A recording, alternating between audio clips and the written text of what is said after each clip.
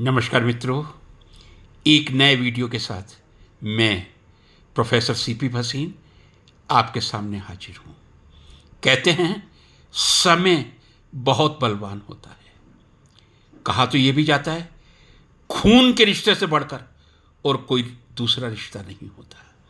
लेकिन कहा यह भी जाता है, ये जरा ध्यान से सुन लीजिए, जब परमात्मा किसी को खून के रिश्ते से बांधना भूल जाता है या परमात्मा से भी भूल हो जाती है, जब दो लोगों को खून के रिश्ते में नहीं बांध पाता, तो वो ऐसे रिश्ते पृथ्वी पर बना देता है, चाहे पिता पुत्र का हो या दो मित्रों का हो।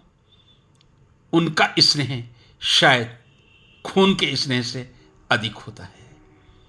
यह वाक्य मुझे एक पिक्चर की चंद स्मृतियों से मेरे मस्तिष्क में उभर उठी है। B.R. चोपड़ा द्वारा निर्मित बहुत ही सुंदर पिक्चर बागवान, जिसमें इस सदी के महानायक अमिताभ बच्चन जी और हेमा मालिनी जी पति पत्नी के तौर पर एक अटूट बंधन में बंधे रहते हैं।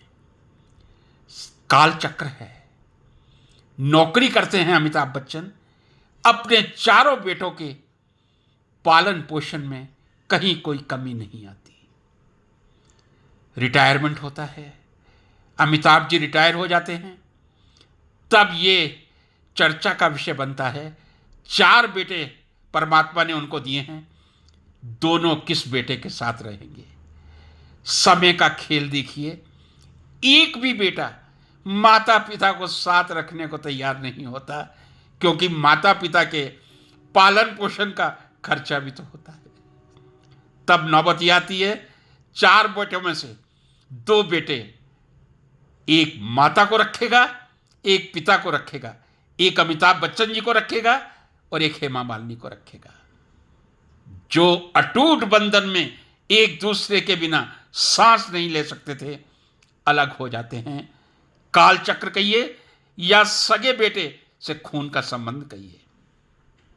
6 महीने बाद दोनों अपनी गाड़ी बदलने के लिए जब विजयनगर रेलवे स्टेशन पे मिलते हैं, आहा, जो इमोशनल दृश्य B.R. चोपड़ा जी की इस पिक्चर में सामने आता है, मैं नहीं समझता उसको किसी ने भूला होगा।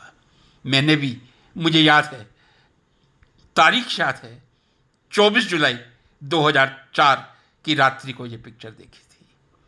रिश्ते खून के थे, लेकिन अमिताभ और हेमा मालिनी पति पत्नी, माँ बाप भार बन जाते हैं।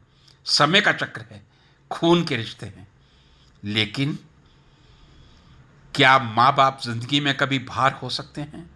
जिन्होंने उंगली पकड़ के चलना सिखाया, जिन्होंने हर संकट में आपकी इच्छाओं को पूरा किया, जो बागवान हमेशा उस बगीचे को सींचता रहा, वही बागवान उस बगीचे से दूर कर दिया जाता है।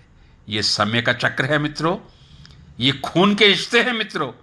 लेकिन फिर मैं कहूँगा, बागवान में जो 5वां मुंह बोला बेटा बनकर अमिताभ जी को अपने घर ले जाता है, देखिए अमिताभ जी की दुआएं, देखिए हेमा जी की दुआएं।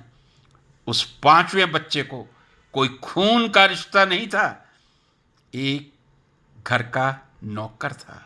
किस तरह उसने अपने माता पिता से बढ़कर दोनों की सेवा की, दोनों को प्यार दिया। लेकिन अंत में होता तो वही है जो इस पृथ्वी पे नियम बने हुए हैं।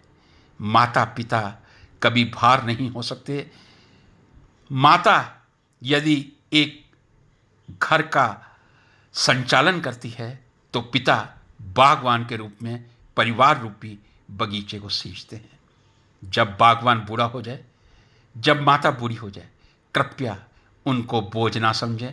आज पता नहीं क्यों 24 जुलाई 2004 की रात को देखी हुई बागवान पिक्चर की याद आई और आपके सामने वीडियो पेश कर दिया। पसंद आया हो तो लाइक जरूर कीजिए। नमस्कार।